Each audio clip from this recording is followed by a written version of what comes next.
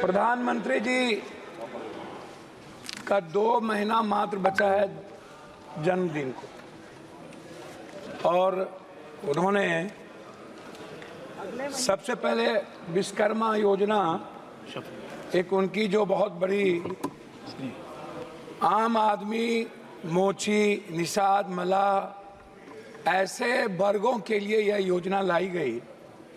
हम शुरू करेंगे माननीय वित्त मंत्री से कि पुराने में जो आप skill, startup, make in India या आपने जिन जिन योजनाओं को लाया उस पर अभी तक कोई श्वेत पत्र नहीं लाई कि उस योजना का क्या हुआ। आपको रघुराजन जी के ऑडिट रिपोर्ट को भी देखना चाहिए। उसके बाद भी जो रिपोर्ट आई उस पर भी आप कभी इस सदन में आप नई योजना लाते हैं, नया बजट लाते हैं, पुरानी बजट पर कभी चर्चा नहीं करते हैं कि उस पर कोई इम्प्लीमेंटेशन हुआ या नहीं हुआ, उस पर कोई ध्यान दी गई कि नहीं। जिसमें श्रम संगठन 2000 में जहां देश बेरोजगारों के पढ़े लिखे नौजवानों की तादाद 54.2% थी, वहीं 22 में 65.7% हो गई। मेरा सीधा इस पे है कि जब आपने 13,000 करोड़ रुपया एक विश्वकर्मा योजना पर लाया, या जब आप कहते हैं कि मैं नौकरी के लिए 400 घराना, 400 बड़े कॉरपोरेट को मैंने कहा है कि आप बेरोजगार लड़कों को 5,000 अनुकंपा पर आप इसको इंटेंसिव दीजिए।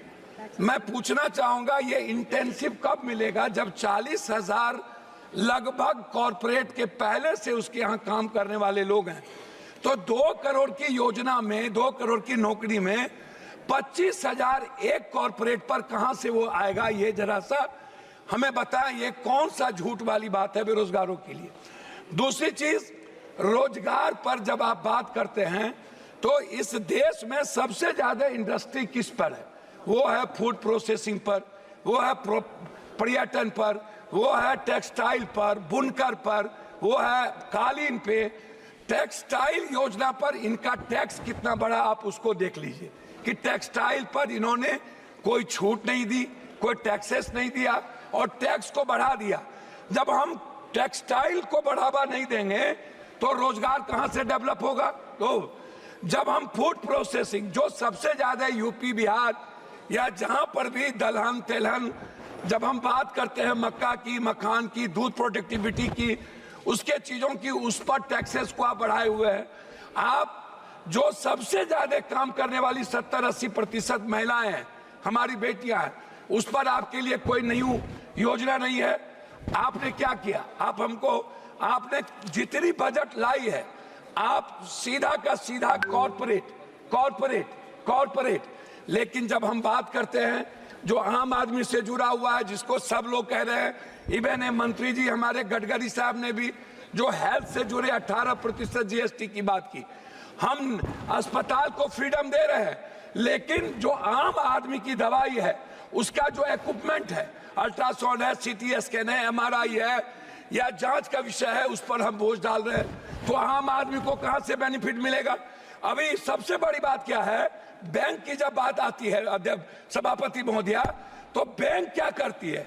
हमारे यहाँ बिहार में 100-200 रुपया वाला गरीब लोग बाहर में काम करते हैं, वो बैंक को 100-200 रुपया, 1000 रुपया भेजता है।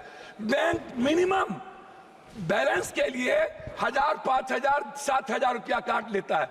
अब आप बताइए, क्या आपने इसको रोकने का कोई प्रयास किया कि बैंक उस पैसे के, जो मिडिल क्लास और गरीब का पैसा है, जो बाहर से अपने माँ बाप को भेजता है, वो पैसा ना काटे?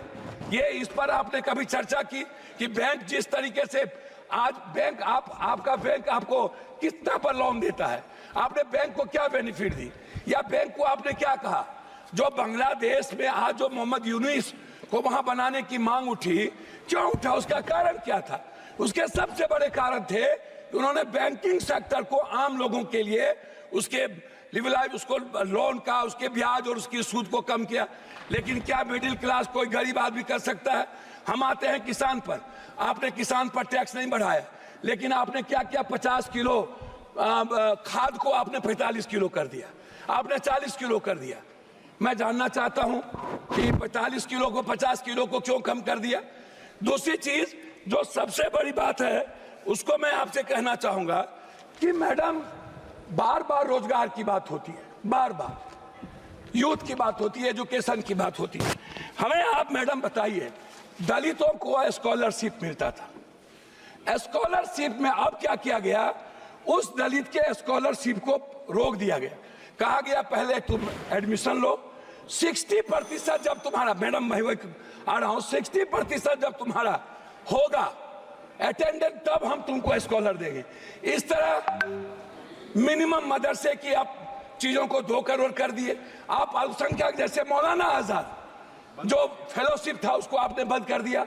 आपने बजट को आपने सीधा 117 करोड़ पर ले आए अल्पसंख्यक के लिए। तो जो आप सबका विकास सबकी बात करते हैं नरेंद्र मोदी जी की सरकार। मेरा मैडम लास्ट है बिहार से। बिहार सरकार ने लगातार बिजली को लेकर के वन नेशन, जैसे वन नेशन वन एजुकेशन की बात उठती रही, वन नेशन वन हेल्थ जो हमारे राजस्थान की सरकार ने किया, बिहार सरकार ने 4 चीज आपको भेजा है। एक भेजा है वन नेशन वन टेरिटरी बिजली पर जो सबसे ज्यादा मांगा 4000 करोड़ रुपया बिहार सरकार पर अब ज्यादा बोझ पड़ता है। धन्यवाद। मैं कम कर रहा हूं, 70 पैसा मैडम, 70 पैसा एक आदमी पर पड़ता है। दूसरा, लगातार बिहार सरकार की ये योजना है हाई डैम से 40,000 करोड़ विद्युत परियोजना को बढ़ावा देना, हाई डैम, जिससे पूरा का पूरा कोसी सीमांचल मिथिलांचल को बढ़ावा मिलेगी। मैडम क्या हुआ इस बजट में? क्या आपने नेपाल सरकार से बात करके आपने हाई डैम बनाने की परियोजना की? एक तीसरा चीज बिहार सरकार ने कहा है कि हमको 15 लाख कर रहा हूं, एक मिनट लास्ट कर रहा हूं मैडम, एक मिनट। बिहार सरकार ने कहा है कि हमको उद्योग को बढ़ावा देने के लिए हमको 15 साल आप जीएसटी माफ कर दीजिए ताकि हम अपने डेवलप करें। आपका हमको नहीं चाहिए, चाहे डालमिया नगर, हमको आईएम की बात हमने किया पूर्णिया में, हमने आईटी की बात किया पूर्णिया में, हमने बात की मक्का और मखान पर फैक्ट्री की, आपने वो नहीं किया। तो आप उल्टे ही सारे के सारे मिडिल क्लास के पर जीएसटी का बोझ डाल दिया, आपने युवाओं पर, गरीबों पर बोझ डाल दी, आपने किसानों पर बोझ डाल दिया, लेकिन आप कॉर्पोरेट को सपोर्ट करते रहे। अब हम लोग को बोलने के लिए पहले आप खड़ा कर देंगे। लास्ट कर रहा हूं, हमको 30 सेकंड हम 30 सेकंड के लिए 30 सेकंड कंप्लीट। मेरा आग्रह ये है कि कम से कम बिहार के लिए मेरा आग्रह आपसे है कि विशेष पैकेज, विशेष राज्य की बात हमारे मुख्यमंत्री करते रहे हैं, हम लोग मिलकर विशेष पैकेज वाटर, पर्यावरण और जलवायु और पर्यटन, सबसे विशेष पैकेज हम कोसी सीमांचल के लिए विशेष पैकेज की मांग करते हैं ताकि मक्का और मखान पर आधारित फैक्ट्री को डेवलप करें।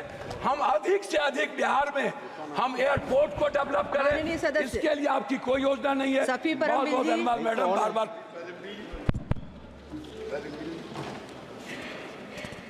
Thank you, Madam Speaker, for this opportunity.